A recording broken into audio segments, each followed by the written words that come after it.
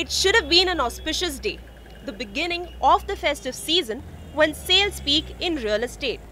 But builders across the country chose this day instead to protest. They marked it with peace marches and black bands. In Thane, home to the late Suraj Parmar of the Cosmos Group, 5,000 builders gathered and walked to the Thane Municipal Corporation office.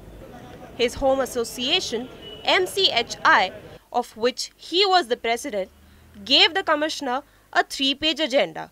When we spoke to one of the realtors from MCHI, he told us that the topmost agenda that they wanted the government to address was the ease of doing business.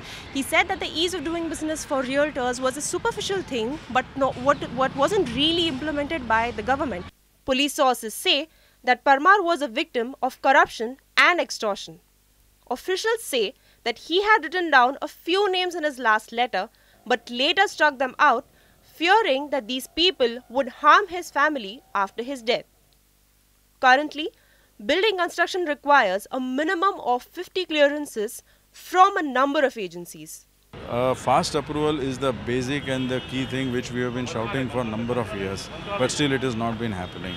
Every time a new law is suddenly come up, and there is no notice to it. Even most of the time it is also with retrospective effect. So it completely, every project here has a gestation period from the time we buy the land to the time we actually start construction. There is almost 18 months to 2-year gestation period, and rules keep on changing. How do we buy anything in this period? That is our main concern.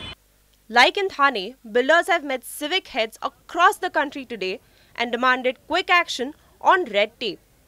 In every case, they have presented an agenda of the demands to the commissioners, which have been received positively.